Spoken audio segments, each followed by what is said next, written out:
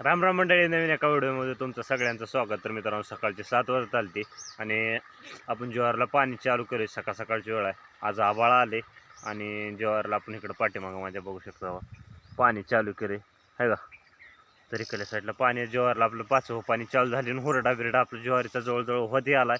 मस्तपैकी ज्वारी आली. आपण गेल्या वर्षीपेक्षा थोडीशी लहान पडली आहे मित्रांनो कणसात. तुम्हाला दाखवतो बघा, आहे का. वय अशा पद्धतीनं आता तुम्हाला कसं दिसायला माहीत नाही कॅमेऱ्यात. तर वय असे कणसात लहान बारीक पल्ले खुरडा मस्तपैकी व्हायला. आता तुम्हाला जागे जागे जागे जागे दाखवतो. तर गेल्या वर्षीपेक्षा थोडीशी उशीरला निघाले. तर तुम्हाला होय का खुरडा. तर थोडा थोडा थोडा थोडा जागे जागे झाले. आता तुम्हाला कॅमेऱ्यात कसं दिसायला काय माहीत नाही.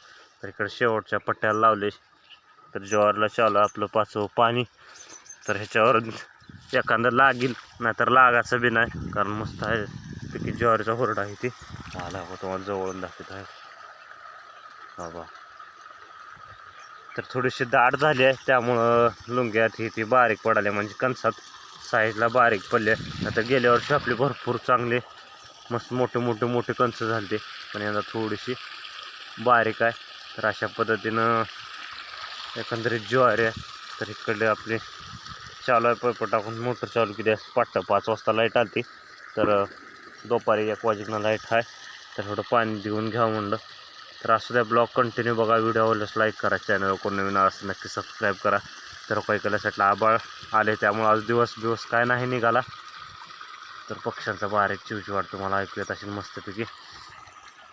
तर असू द्या, चला ब्लॉग कंटिन्यू बघा.